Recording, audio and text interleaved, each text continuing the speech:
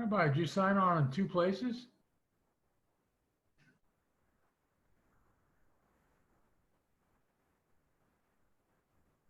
Good morning. Good morning. Did you sign on in two places? No, Oh, interesting. Because on the gallery, it opens up as one box is Torah or, and the other one is Jews.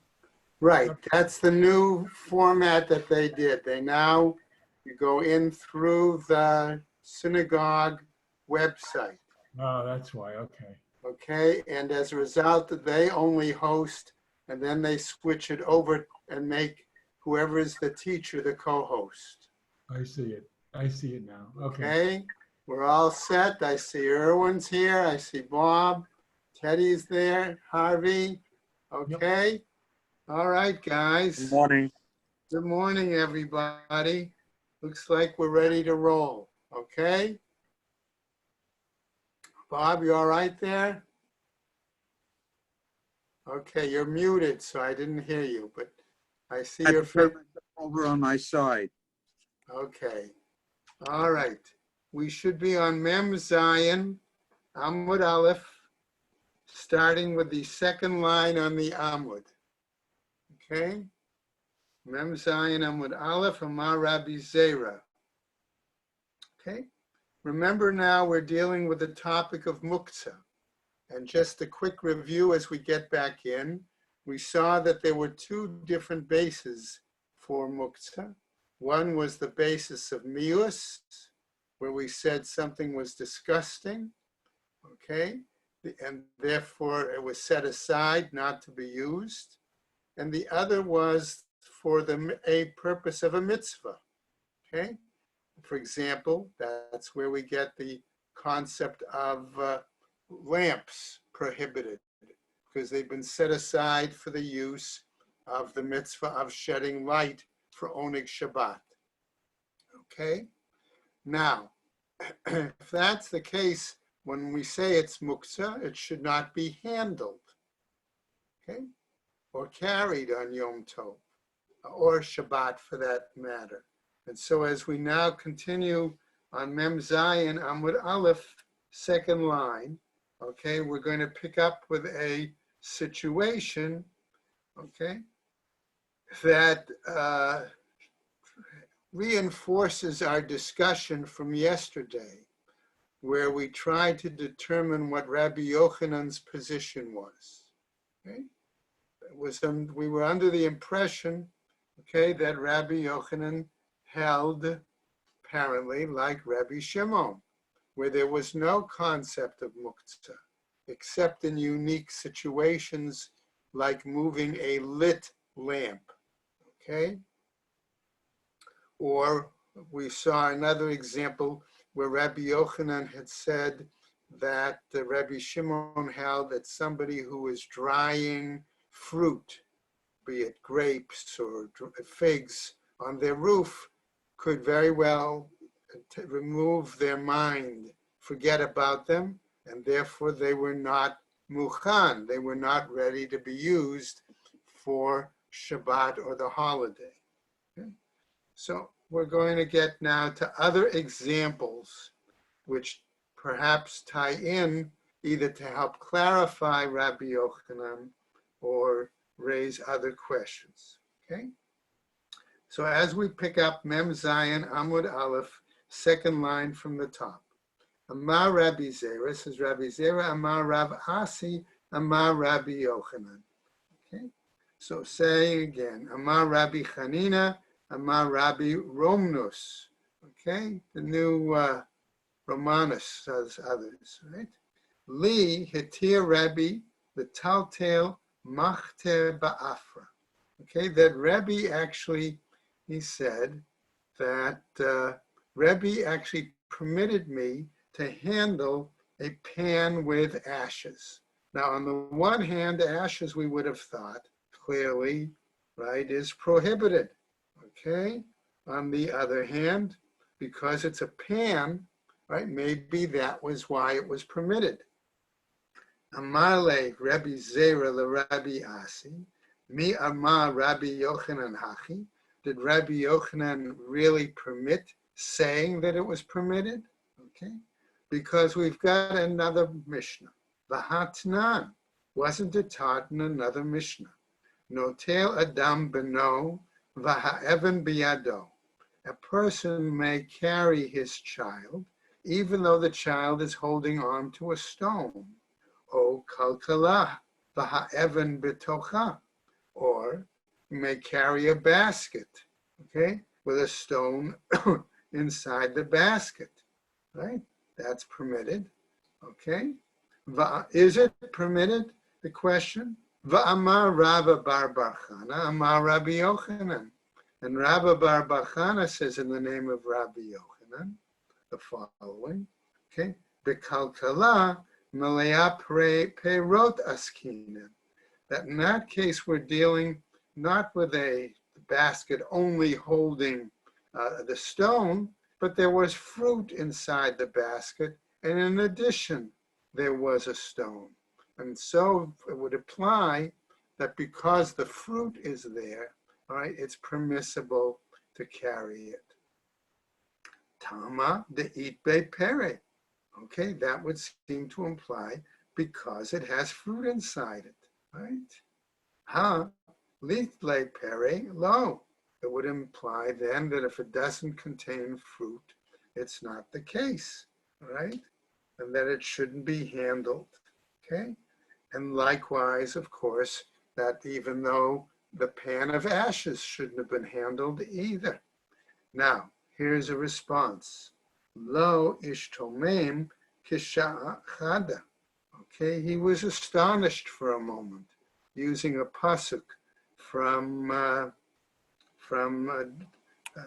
okay, to clarify that, right, of his behavior.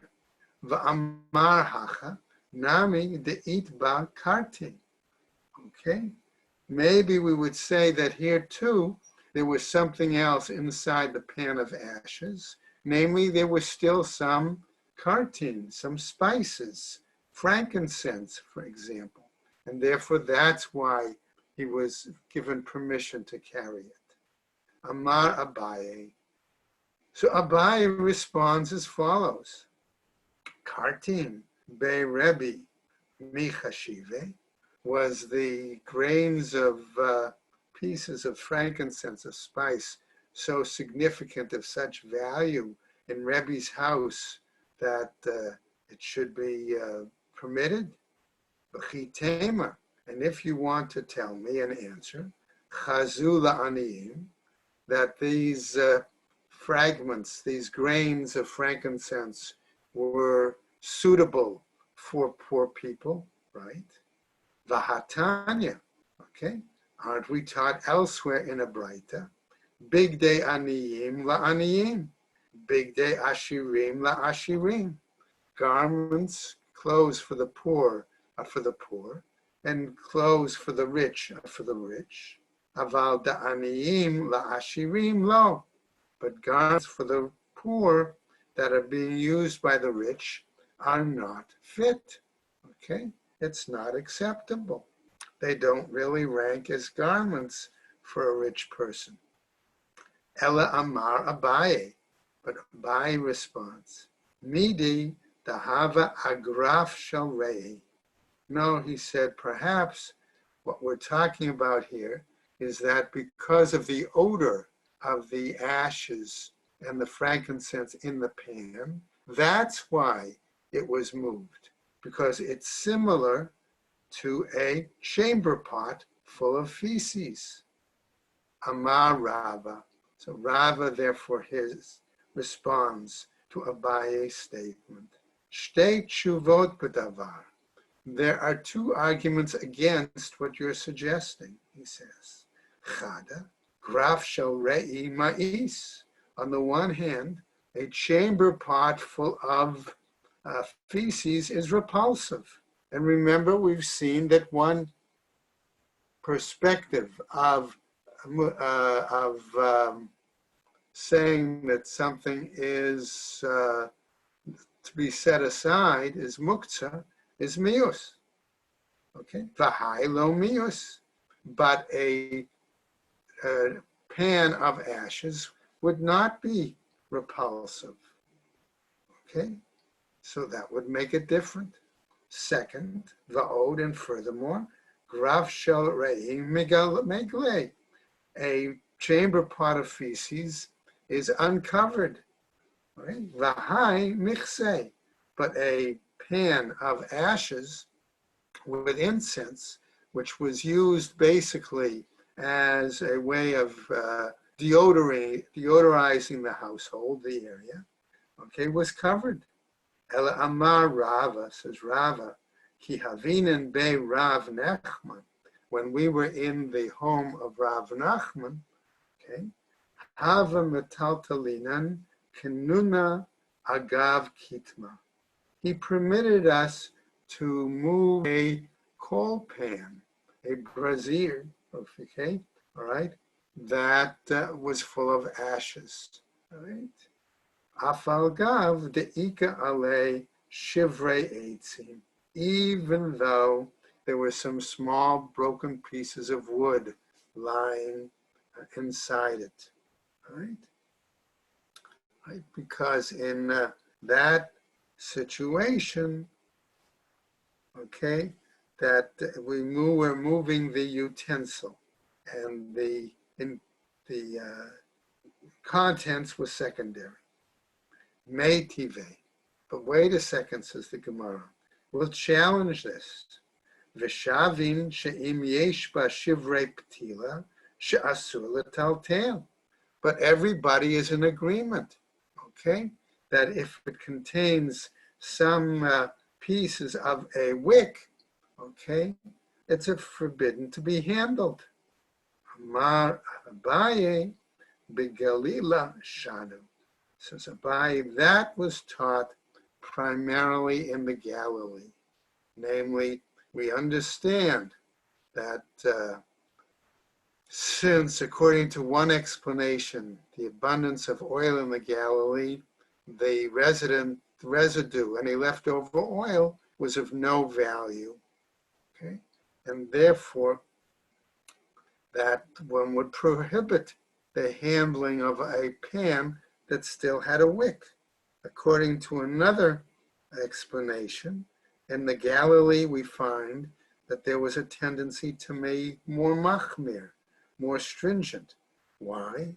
Because therefore, since there were fewer scholars around, there were few individuals to paskin, and therefore when decisions were made, it was based on those either in Jerusalem or in Bavel.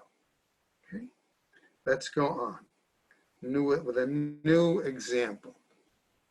Okay, Levi bar Shmuel, Ishkachinhu the Rebbe Abba ula Rabbi Huna bar Chia, Dahavu Kaime Apitcha debe Rav Huna, that Levi, son of Shmuel, happened to come across and find Rabbi Abba and Rabbi Huna bar Chia.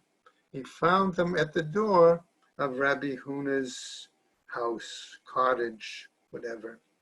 Amar laho, he said to them, Mahu lahachzir mita shel trisiim b'Shabbat.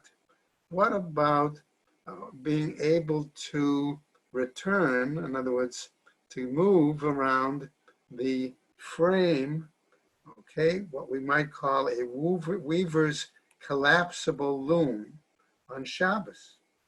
Amrule, Shapir Dami. They said basically that seems acceptable, okay?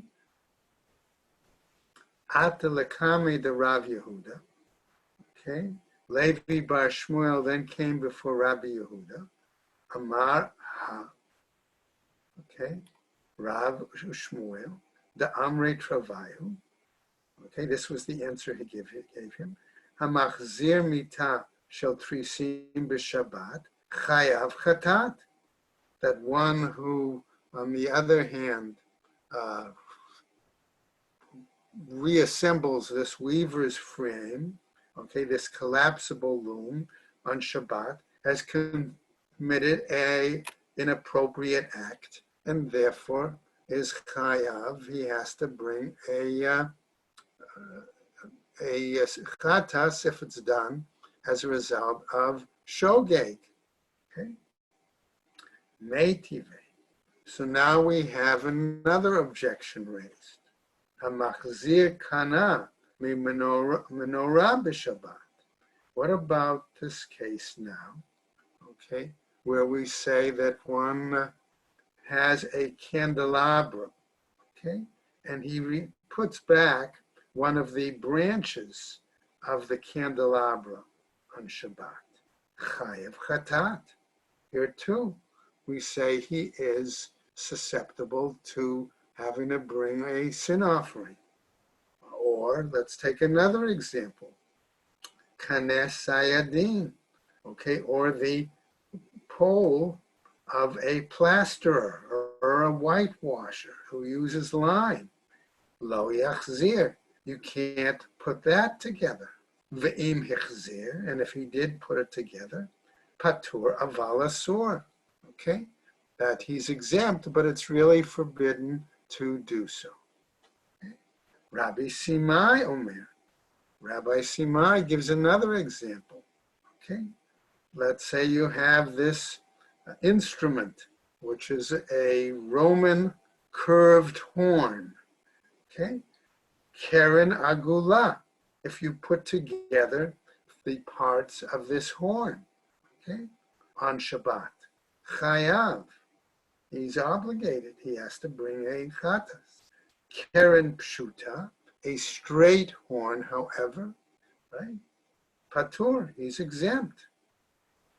So the Gemara now tells us, Inhu da'amur, okay, they ruled, they said, Ki hai Tana, according to this Tana, the Tanya, who taught as follows, Milavnot Hamita, okay, what we might call here the sockets or the legs of a bed, right? Ukraot Hamita, or the, we might call these the legs of a bed, okay?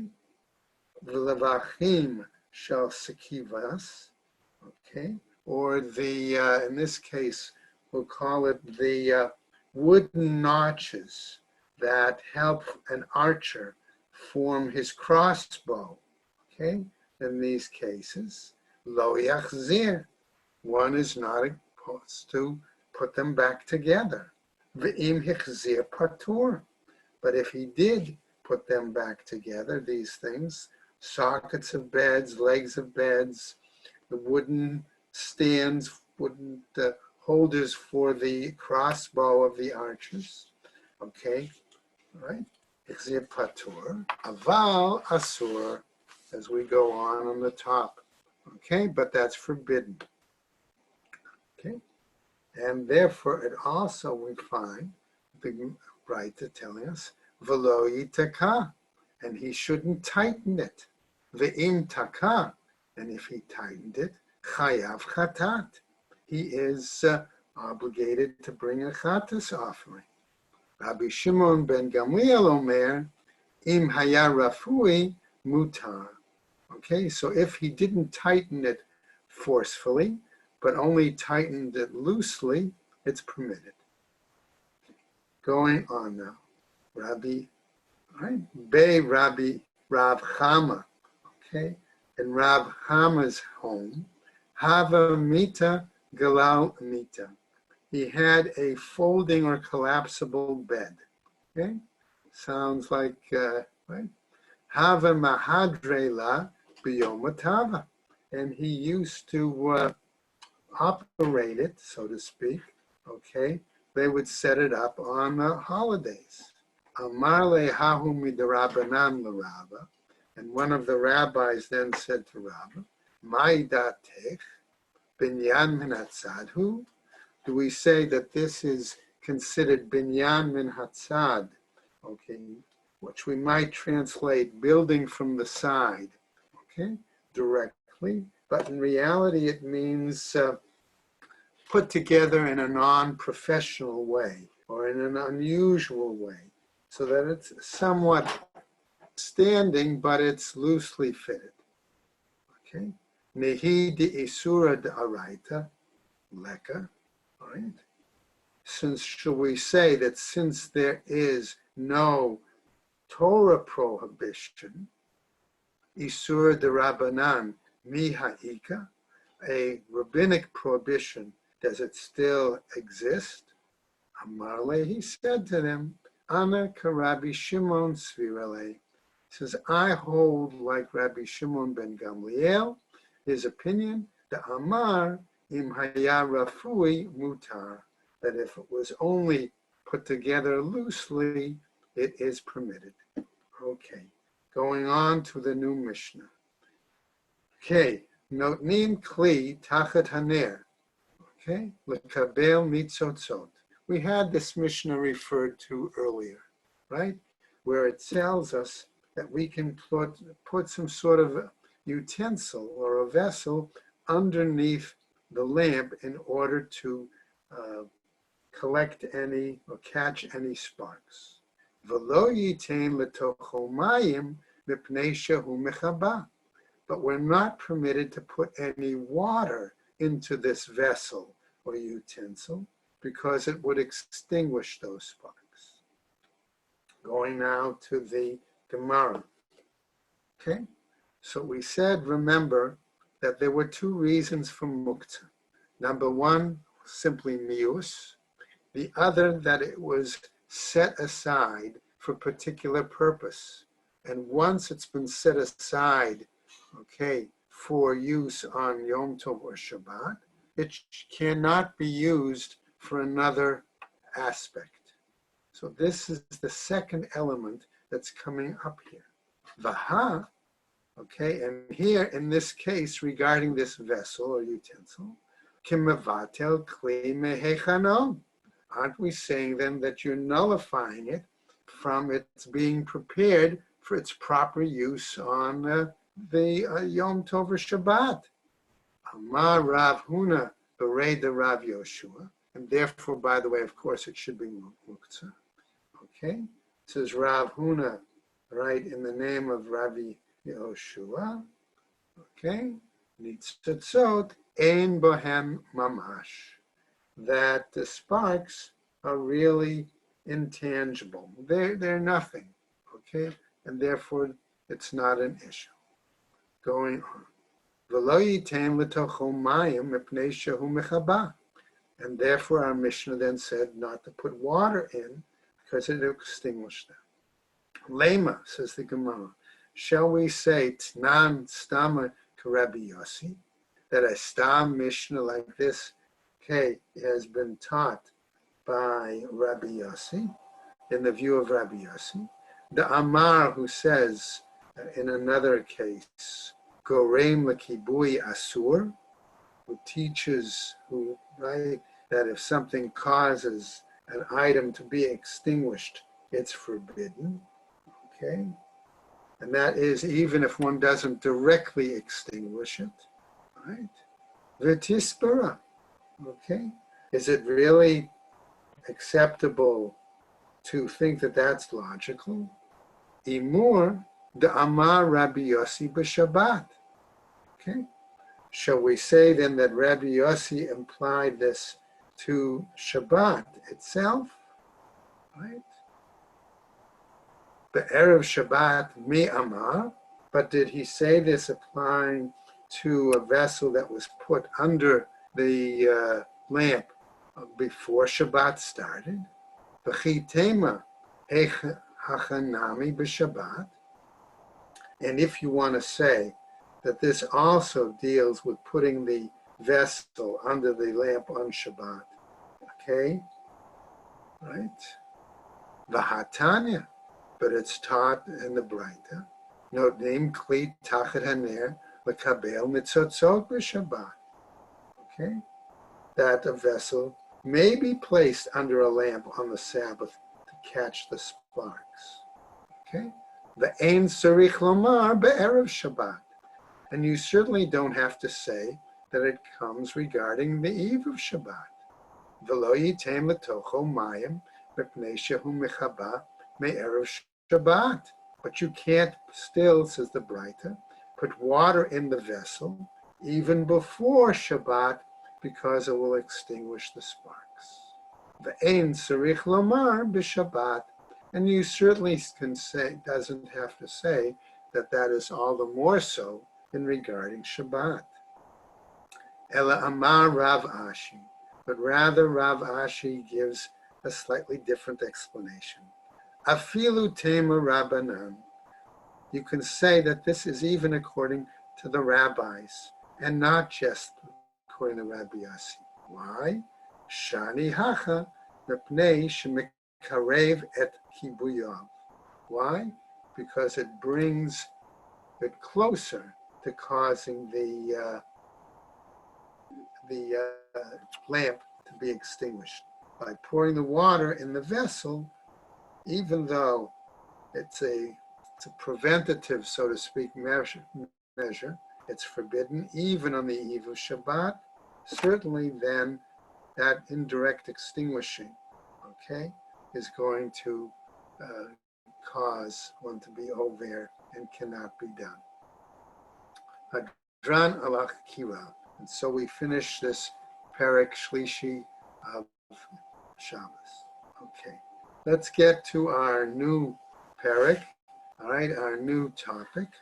Remember that we've been talking first about cooking, and then items that were set aside, muktzah. Okay? Now, one of the other aspects of Shabbat is insulation. Okay? And that's what we're going to get to now. Can we insulate an item once it's removed from the fire?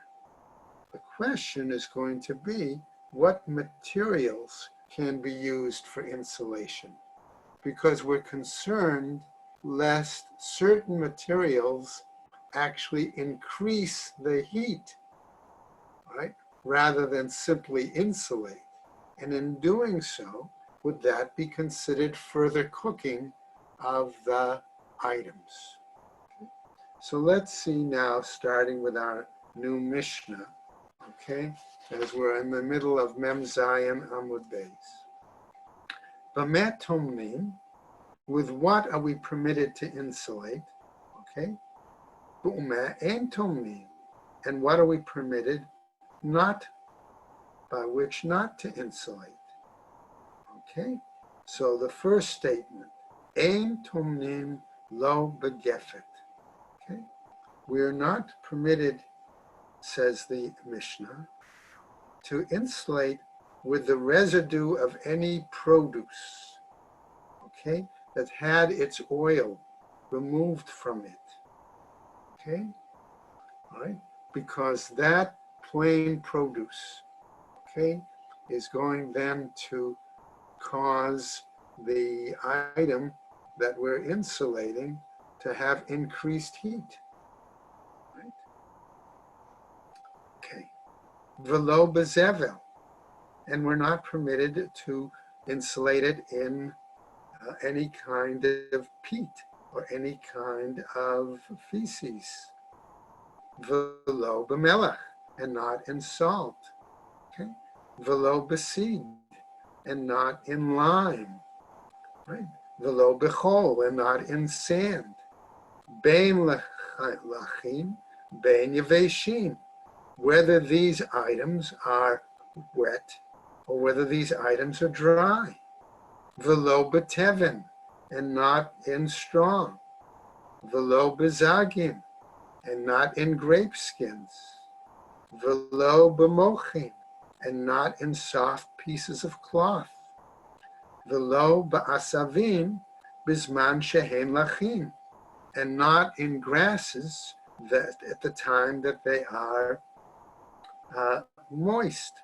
Aval tomnin bahem keshehen yaveshin, but it's permissible to insulate and using them as insulation when they are dry. So let's go on now. Ibaya laho, says the Gemara. So the question was asked to the scholars. Gefet shel zeitim tnan. Okay, we're talking about the produce, the peat, okay, of olives, right? Right. This olive skins and things like that. from an olive tree, the leaves and stuff like that, right? Aval de shum shamin. Okay, what about poppy seeds? Shapir dami. Is that acceptable? Or Dilma, perhaps the shum shanin tnan, that it was taught also in regarding to poppy seeds. The kol shekain zaitin, and how much more so are you prohibited to use the residue of produce, okay, of olive skins. Tashma, listen to the following braita to see if it gives us a answer, right? The Amar Rabbi Zera, okay, Mishum Chad Debrei Rabbi Yanai, who said Rabbi Zera in the name of one of the students in the academy of Rabbi Yanai. Kupa shetaman ba, okay? If we have a basket, okay, in which one was using it to insulate food. Asur lahanicha, the basket, right? Al gefet shel zaitin. It's prohibited to even rest the basket on the produce, on the peat of the olives. Shmamina shel zaitin tnan. This would seem to come to tell us that it's talking about specifically the produce, the peat of the olives. Lo olam emelach le'inyan hatmana deshum shamin nami asur. In essence, the Gemara is telling us, no, we're not simply talking about that, but a kind of produce, leaves, things like that, of these zaitin, okay? But we're also dealing with insulation in regards to the poppy seeds. Nami asur, it's also forbidden, right? Le'inyan, why is that? Because we'll just roll over a little bit. Le'inyan asuke havle, because that comes to increase the heat, the zaitin. Okay, the heat is going to rise when we're talking about these olives skins. Maske hevle, olive skins tend to allow heat to rise. The shum shamin lo maske hevle. But in regards to the the skins of poppy seeds, they don't permit the heat to rise. Okay? Now, we're going to continue, not today, however, with a couple of other stories, since we've talked about putting this basket down on certain items that might increase heat. We're going to give a number of other stories tomorrow when we pick up with Memchet on other situations where perhaps putting the item, not simply wrapping it, insulating it, but putting it down on something, okay, would increase the heat. And would that be similar to cooking? So we'll stop here today on Memchet, second line. Okay. Everybody have a good day and stay well, everybody. Thank you. You too. Thank you. Thank you You so too. much.